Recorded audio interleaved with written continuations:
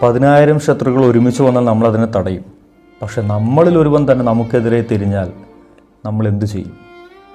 പലപ്പോഴും പലയിടങ്ങളിലും ചോദ്യചിഹ്നമായി മാറുന്ന ഒരു സംശയമാണിത്, അല്ലേ?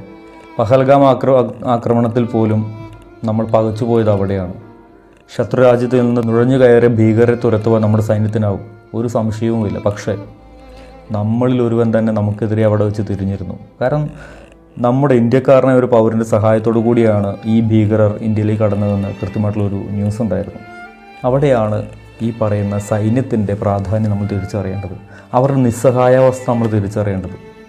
ഇപ്പോൾ നമ്മളെല്ലാവരും ഇന്ത്യ പാക് യുദ്ധത്തെക്കുറിച്ചുള്ള സംസാരങ്ങളിലാണ്, അതിനെക്കുറിച്ചുള്ള വാർത്താമാധ്യമങ്ങളിലൂടെയാണ് നമ്മളെപ്പോഴും കണ്ണോടിച്ചുകൊണ്ടിരിക്കുന്നത്. ഇവിടെ നമ്മളിങ്ങോട്ട് ഈ ദക്ഷിണേന്ത്യയിലേക്ക് വന്നു കഴിഞ്ഞാൽ സ്വന്തം രാജ്യത്തിനകത്ത് നടക്കുന്ന മാവോയിസ്റ്റ് ഭീകരാക്രമണങ്ങൾക്ക് മറുപടി നൽകുന്ന, അവരില്ലാതാക്കാൻ ശ്രമിക്കുന്ന ഒരു പറ്റം സൈനികർ ഇവിടെയുമുണ്ട്. CRPF എന്ന പേരിൽ അറിയപ്പെടുന്ന സെൻട്രൽ റിസർവ്ഡ് പോലീസ് ഫോഴ്സ്.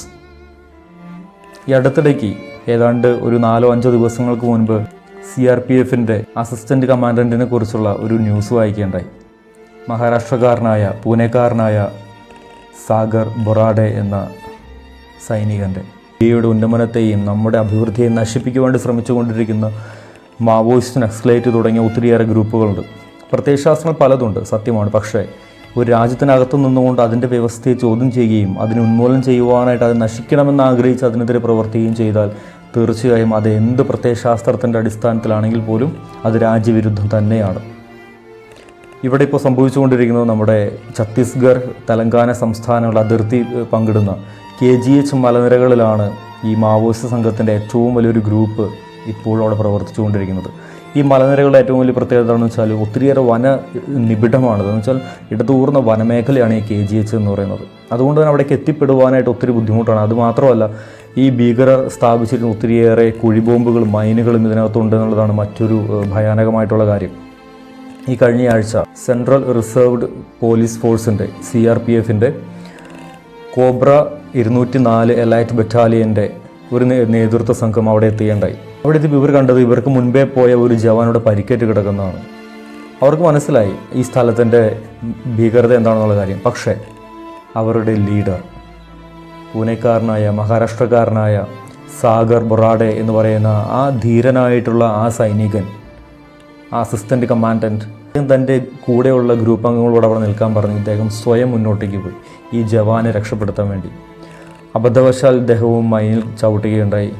കാലിന് ഗുരുതരമായി പരിക്കേൽക്കുകയും അദ്ദേഹത്തിൻ്റെ ഇടത് കാല് മുറിച്ചു മാറ്റേണ്ട അവസ്ഥ വരികയും ചെയ്തു. പുറത്തുള്ളവരെയല്ല നമ്മൾ ഭയക്കേണ്ടത്, അകത്തുള്ളവരെയാണ്. ഇന്നും നമ്മുടെ കേരളത്തിലും ഇത്തരം സംഘടനകൾ പ്രവർത്തിക്കുന്നുണ്ട്. നമ്മളിൽ എത്ര പേർ അതിനെതിരെ പ്രതികരിക്കുന്നുണ്ട്? നമ്മൾ പലർക്കും, ഇപ്പോൾ വയനാടാണെങ്കിൽ എവിടെയും ആയിക്കൊള്ളട്ടെ, ഇത്തരത്തിലുള്ള സ്ഥലങ്ങളിൽ ഇതിനെക്കുറിച്ച് അറിവുള്ള സാധാരണക്കാരായിട്ടുള്ള ജനങ്ങളുണ്ട്.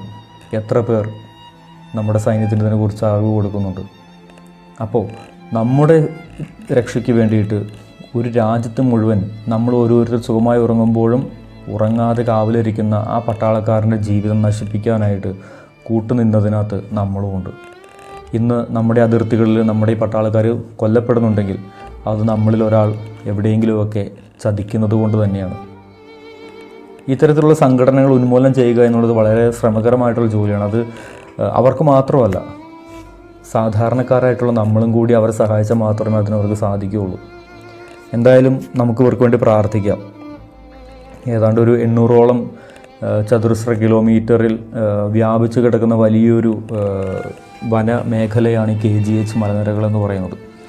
ഒരു 24,000ഓളം പേര് ഡയറക്റ്റ്ലി ഓർ ഇൻഡയറക്റ്റ്ലി ഈ 2026 മാർച്ച് മാസത്തോടു കൂടി ഈ സംഘടനകളെല്ലാം ഉന്മൂലനം ചെയ്യാൻ വേണ്ടിയിട്ട് പ്രവർത്തിക്കുന്നുണ്ട്. അതിൻ്റെ ഒരു വിഭാഗമാണ് CRPF. അവർക്ക് ഒത്തിരിയേറെ അഭിനന്ദനങ്ങൾ നൽകുന്നു. അതോടൊപ്പം തന്നെ ഇദ്ദേഹത്തിൻ്റെ വേദനയിൽ ഞങ്ങളും പങ്കുചേരുന്നു.